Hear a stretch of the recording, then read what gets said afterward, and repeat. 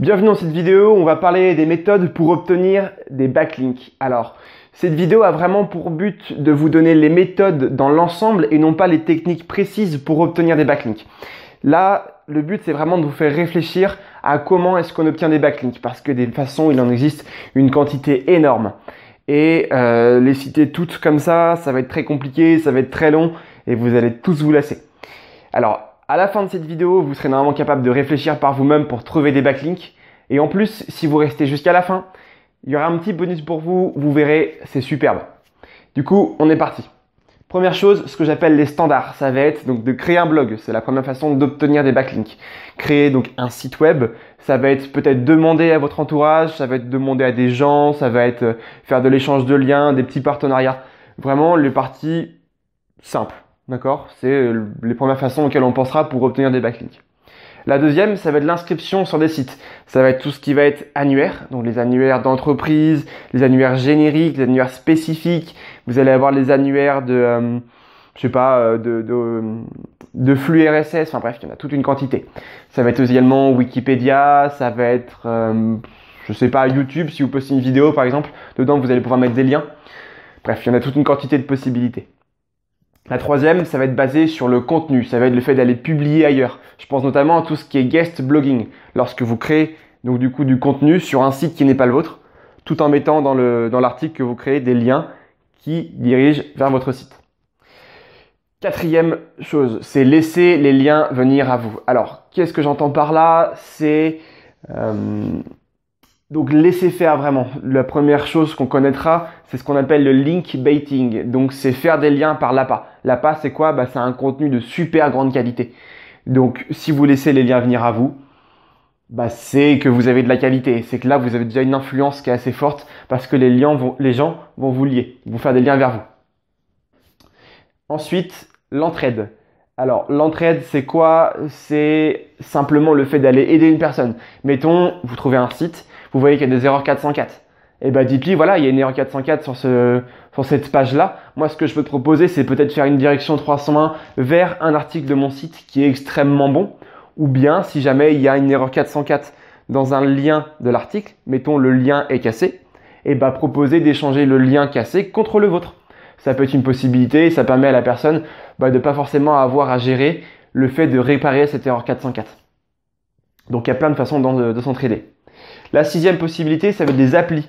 Donc si simplement vous créez une application utile, je pense notamment à Ubersuggest avec Neil Patel. Neil Patel est un web marketeur américain qui a publié sur son site, sur une petite partie, Ubersuggest. C'est un outil gratuit qui permet de trouver des mots-clés. Et grâce à ça, il récupère énormément de trafic et aussi de liens. Ensuite, l'achat de liens. Alors, l'achat de liens, on peut penser à l'achat de liens, vous allez vous dire, oula, attention, l'achat de liens, Google n'aime pas ça. Alors oui, Google n'aime pas ça et Google va vous demander à ce que vous mettiez le lien acheté en nofollow. Donc, vous ne récupérez pas la puissance du lien. C'est dommage pour le coup. Mais il existe des façons beaucoup plus, on va dire, white hat, beaucoup plus dans les règles d'acheter des liens. Notamment si vous achetez un article, vous pouvez faire des achats sponsorisés d'articles. Vous pouvez publier des articles. Mettons sur un site que vous allez trouver et dire voilà, ton site il est bien, est-ce que je peux t'acheter un article? Vous rédigez l'article, vous demandez à la personne de le publier, mettons pour une 50aine d'euros et hop, vous avez un lien. C'est un petit peu sur le même principe que le guest blogging, mais en payant. 8, alors j'ai mis éducation. Alors l'éducation c'est un peu plus global, ça va être éducation et travail. Si vous avez par exemple la possibilité de travailler avec une université ou bien une école, peut-être une école de commerce, vous faites une intervention dedans, c'est peut-être l'occasion de mettre un lien vers votre site. Si par exemple vous intervenez, les écoles ou les universités vont forcément faire un petit peu de pub avant. Donc pour faire de la pub, ils vont peut-être pouvoir mettre un lien vers votre site. Et là, c'est comme des sites, les sites d'université et d'école, ils ont quand même pas mal de puissance, donc ils peuvent vous redistribuer pas mal de poids. Ensuite, ça va être tout ce qui est communauté. Si vous allez par exemple sur les forums, aider les gens sur les forums, s'il y a des communautés, des sites particuliers où il y a des trucs d'entraide, notamment tout ce qui est site de questions-réponses. Il va y avoir Quora, comment ça marche, enfin bref, il y a plein de possibilités, plein de sites qui travaillent là-dessus. Ensuite, ça va être trouver les bonnes opportunités. Alors, mettons, vous créez du contenu et quelqu'un réutilise son contenu sans faire de lien vers vous.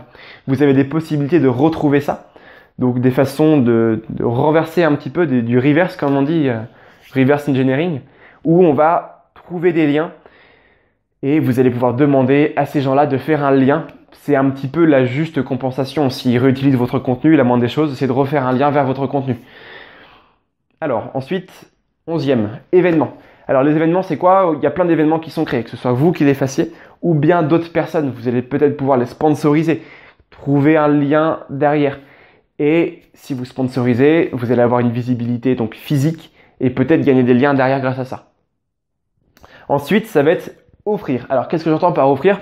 Lorsque vous êtes e-commerçant, vous créez un produit par exemple, ou bien que vous êtes, je sais pas, vous avez une formation que vous avez créée, et ben l'idéal, c'est peut-être d'offrir cette formation-là pour que des gens fassent des tests de cette formation et viennent à dire voilà, moi j'ai bien aimé, je fais tout un avis complet sur la formation, il y a ça et ça qui est bien, ça et ça qui est pas bien. Voilà le lien vers la formation. Et c'est peut-être également l'occasion de faire de ce qu'on appelle de l'affiliation. D'accord?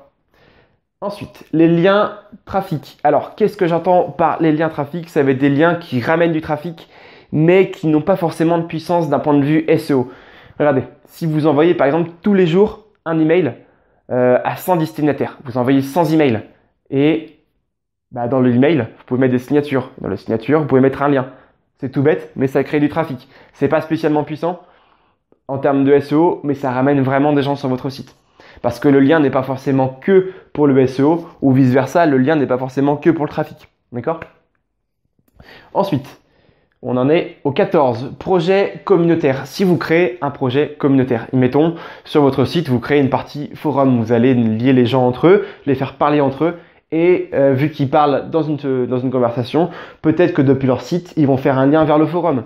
C'est simple, ça permet d'obtenir des backlinks et donc des meilleures positions, de leurs résultats de recherche, comme toujours. 15. Tout ce qui est local. Vous pouvez obtenir des liens avec les acteurs proches de vous. Mettons, vous êtes dans une grande ville et peut-être que les mairies seraient d'accord de faire un article sur vous. Peut-être que vous avez un commerçant que vous connaissez qui va pouvoir faire un article sur vous. Enfin bref, il y a plein de façons encore également de tirer parti de tout ce qui va être business locaux avec les sites de business locaux. Ensuite, attirer l'attention. Qui n'aime pas recevoir un lien ou qu'on vienne à parler de lui? Mettons, vous êtes un blogueur, vous parlez d'un autre blogueur un peu plus influent. Peut-être que ce blogueur plus influent sera content qu'on parle de lui et il va peut-être vous faire aussi un lien vers votre article qui parle de lui. Si jamais vous avez fait quelque chose de super joli sur lui, il va être tout content de montrer qu'on a fait quelque chose de super joli sur lui. Tout simplement. Donc parlez des gens pour qu'on vienne à parler de vous en retour. Les techniques avancées. Alors là, on arrive sur quelque chose d'un peu plus complexe. Ça va être, par exemple, utiliser des noms de domaine expirés, des noms de domaine abandonnés. Ça va être de créer ce qu'on appelle les PBN, Private Blog Network. C'est-à-dire que ce sont des réseaux de sites privés. Vous avez tout plein de sites qui font un lien vers votre site principal. D'accord?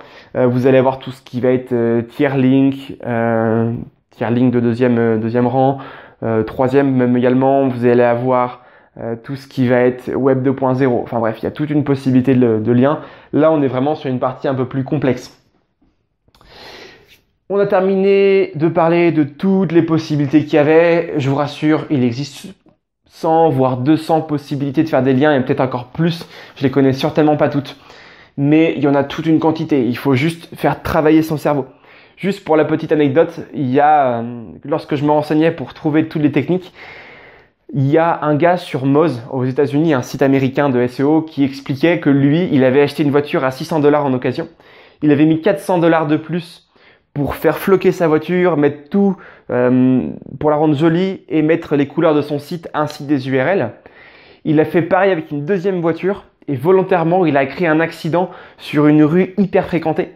Qu'est-ce qui s'est passé? C'est que les médias sont venus le voir. Les gens ont vu l'accident et ont filmé ça, ont partagé sur les réseaux sociaux. Et en termes de visibilité, ça a été énorme.